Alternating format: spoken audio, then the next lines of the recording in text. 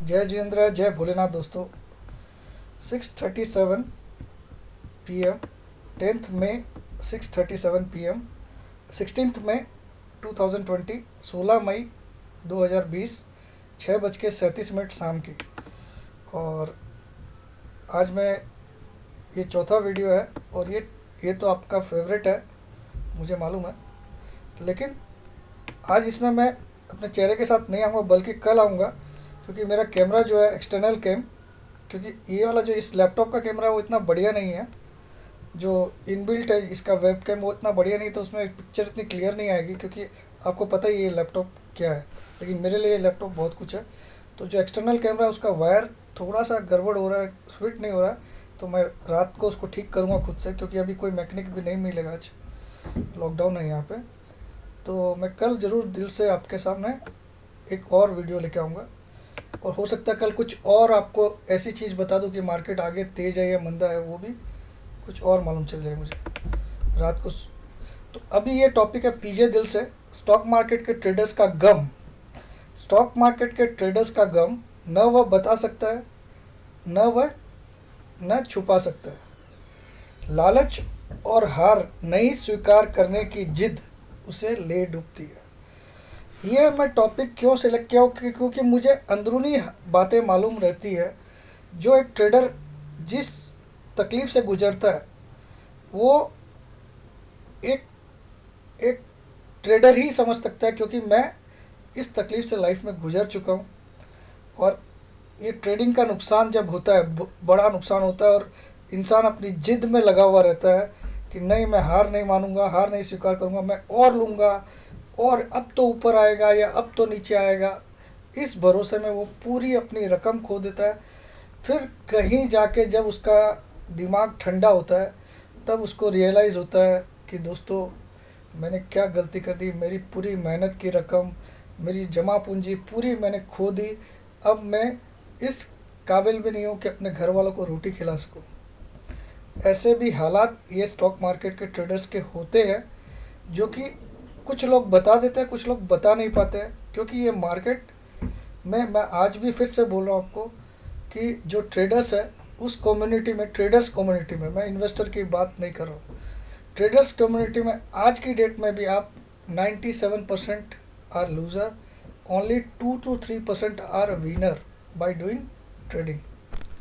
तो हम सारे उस 97% में रह चुके हैं या गुजर चुके हैं, और उस 3% में आना चाहते हैं हमेशा, लेकिन आ नहीं पाते। उसका कारण एक ही है, lack of knowledge, lack of knowledge, lack of knowledge.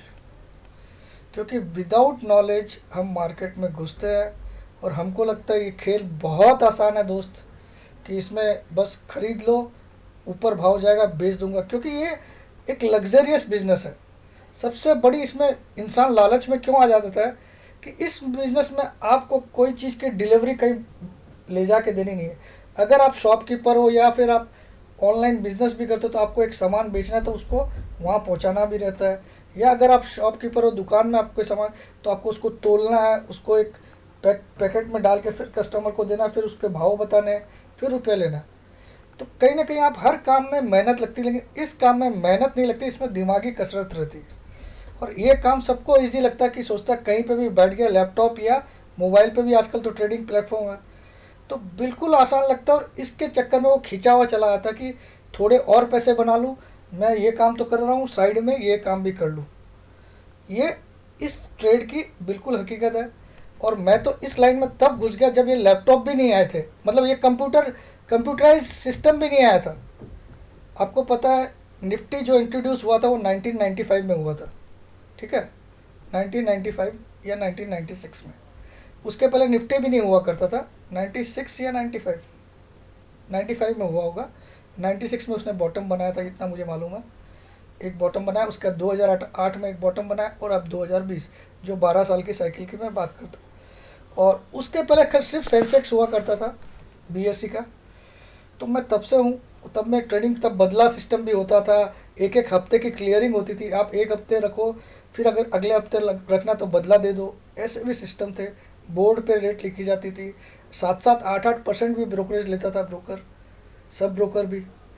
फिर अगर आप छोटे शहर में हो, तो जो आपका ब्रोकर है वो फैक्स का चार्ज भी आपसे ही लेता था कि मुंबई फैक्स किया है, कोलकाता फैक्स किया है, उसका चार्ज भी आपसे लेता था। तो बहुत सारे लूट मार थे उस समय। तब तक कोई सिस्टम नहीं था, ये सेवी वेवी कुछ नहीं थी, ठीक है। तो अल्टीमेटली मैं उस समय से देख रहा हूँ ट्रेडिंग, और मैं भी काफ़ी इस हालात का मैं भी गुजरा हुआ इंसान हूँ। लेकिन सब मेरी तरह उभर नहीं पाते। मैं आपको बता रहा हूँ, कुछ लोग टूट के बिखर जाते हैं। ये मार्केट की एक गंदा सच है जो मैं आज आपके सामने बयान करना चाहता हूँ, क्योंकि यहाँ दिल से बात हो रही है। यहाँ आपको कल निफ्टी ऊपर जाएगा या नीचे जाएगा वो बात नहीं कर रहा हूँ मैं बात कर रहा हूँ एक ट्रेडर्स का जो गम होता है, जो ना वो किसी को बता सकता है, क्योंकि वो इतनी गलतियां कर चुका कि अपनी फैमिली से डिस्कस भी नहीं कर सकता है। छुपा के उनसे सारे उनके जो बचाए हुए पैसे थे वो भी हार गया।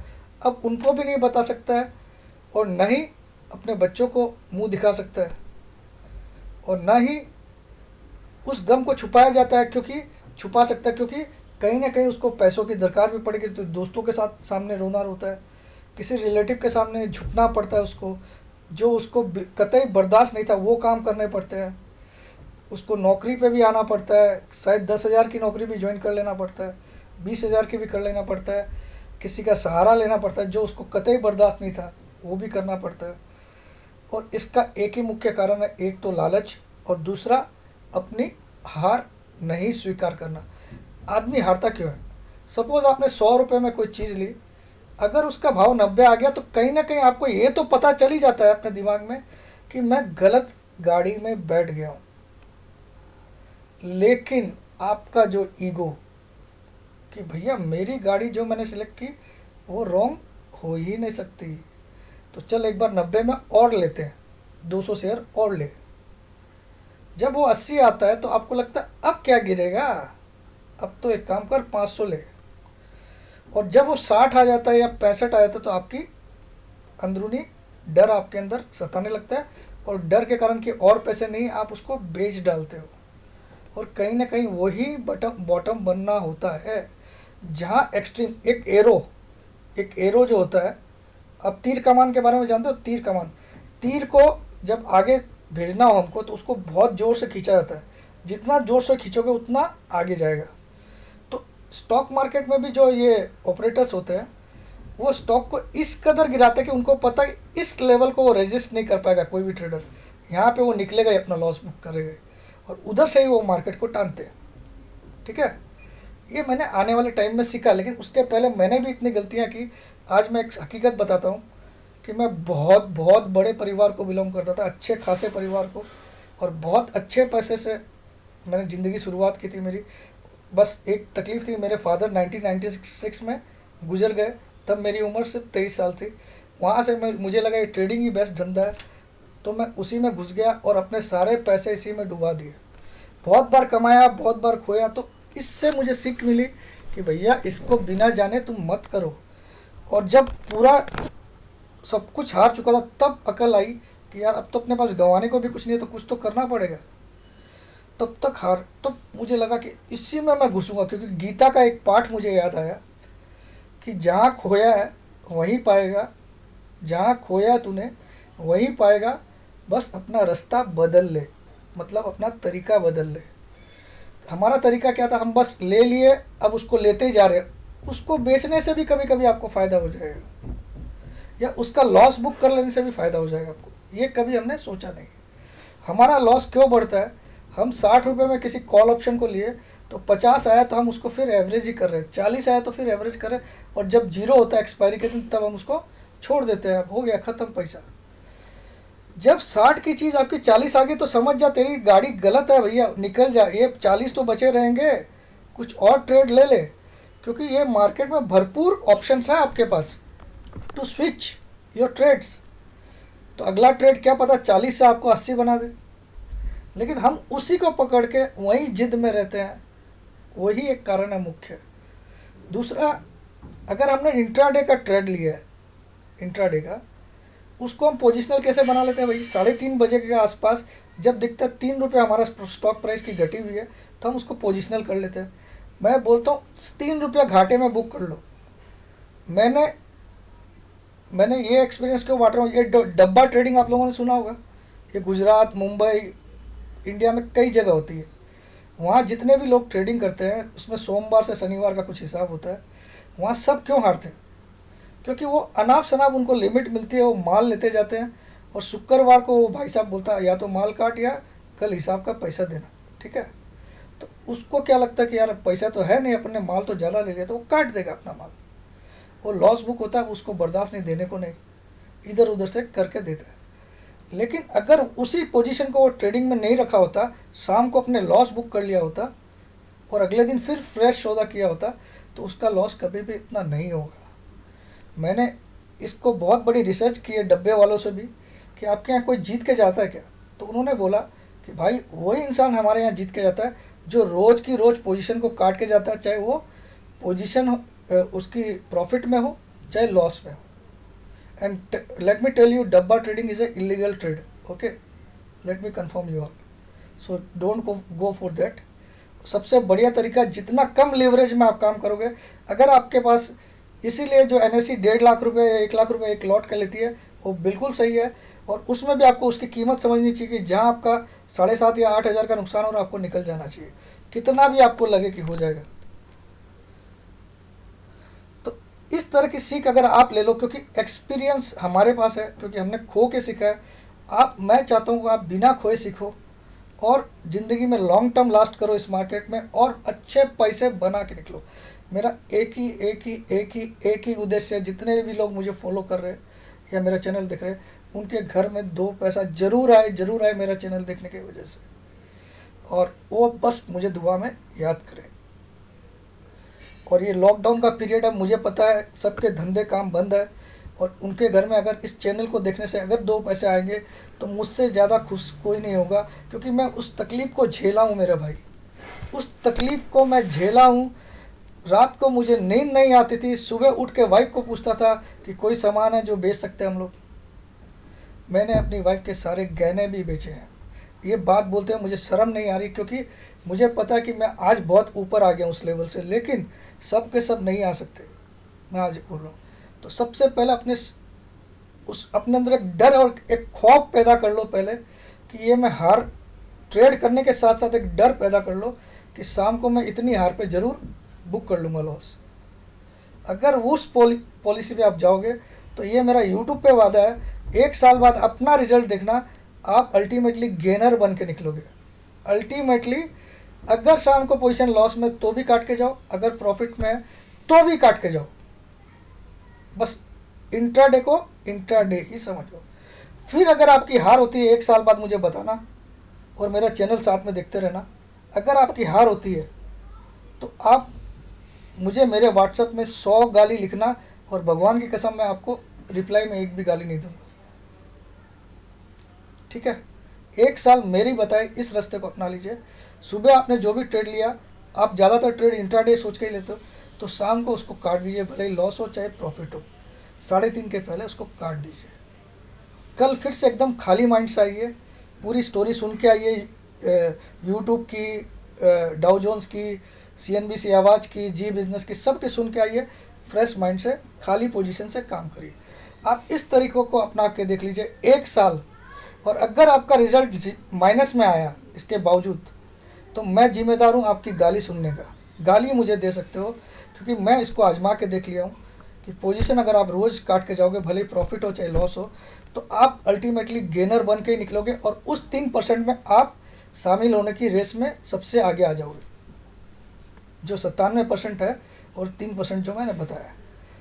और अगर आपके अंदर वही लालच है कि मैं हार नहीं मानूंगा, तो आप इस मार्केट से आज के आज निकल जाओ, ताकि आप बर्बाद होने के बाद नहीं निकलो।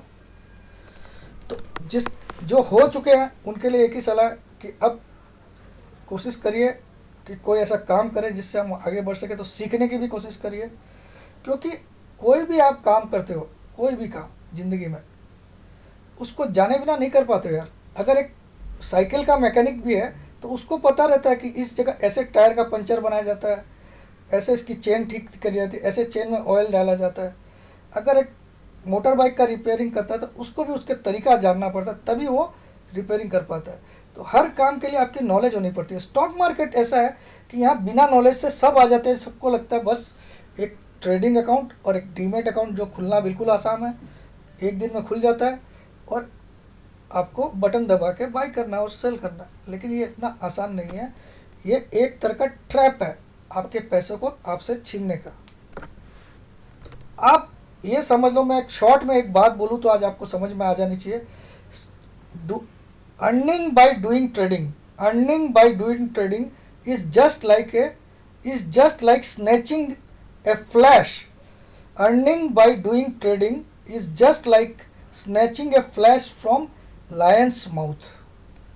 Earning by doing trading is just like snatching a flash from lion's mouth. इसका हिंदी में अनुवाद करूँ, ट्रेडिंग से पैसा कमाना ठीक उसी तरह जैसा किसी शेर के मुंह से उसका शिकार छीन के लाना। अब यार शेर के मुंह से कौन शिकार छीनेगा? पहले तो बात, हम शेर के नज़दीक ही नहीं जा सकते, शिकार छीनने की तो बहुत दूर की बात है ना। तो बस ट्रेडिंग से पैसा कमाना भी कुछ इसी तरह डिफ़िकल्ट है। लेकिन अगर आप थोड़े से समझदार हो तो शेर को उल्लू बना के भी उसका शिकार छीन सकते हो। कैसे? शेर को उल्लू बनाने का एक ही तरीका है कि शेर जो शिकार करके बैठा है उसको दूसरा शिकार का लालच दो। कौन सा? उसके सामने एक और फ्रेश बकरी या कुछ रख दो तो उसका ध्यान उधर जाएगा और उस बकरी को खाने जाएगा, आप उस शिकार को लेके भाग जाओ। तो ऐसे ही आप स्टॉक मार्केट में भी पैसा कमा सकते हो। जिस इंसान को पता कि अगर मैं बाई करके रॉन्ग हो रहा हूँ तो तुरंत सेल में आ जा, तो पक्का आपका पैसा बनेगा। तो जो स्विचिंग करना जानता है ए को बी में और बी को ए में, वो आदमी जीतेगा ही जीतेगा। दूसरा, कॉल ऑप्शन और पुट ऑप्शन में क्यों हारते हैं हम? ऑप्शन में क्या होता है, आपकी सारी पोजीशन है, ये जो आप लोग को सब ओपन इंटरेस्ट दिखाते हैं वहाँ सब कुछ क्लियर कट पिक्चर रहता है और वो ऑपरेटर के पास सारे डाटा रहते हैं कि इतने लोग बाई में, इतने लोग सेल में। तो उसको तो जहाँ ज़्यादा लोग हैं उसको पैसे नहीं देने, उसको पक्की बात है ना। तो उस ऑपरेटर को कैसे उल्लू बना जाए? उस ऑपरेटर को उल्लू तभी बनाया जा सकता है जब आपके पास बाई की भी पोजीशन हो और सेल की भी हो। अब ऑपरेटर सोचेगा मैं किसका शिकार करूं, इसका करूंगा तो ये तो कमाएगा ही। तो इसके लिए भी कुछ स्ट्रेटेजीज है जो मैं आपको ट्रेनिंग में सिखाऊंगा ज़रूर, कि कैसे आप दोनों पोजीशन क्रिएट करके बाई ऑप्शन की भी, कॉल ऑप्शन की भी और पुट ऑप्शन की दोनों लेने के बावजूद आप पैसा कैसे कमा सकते हो।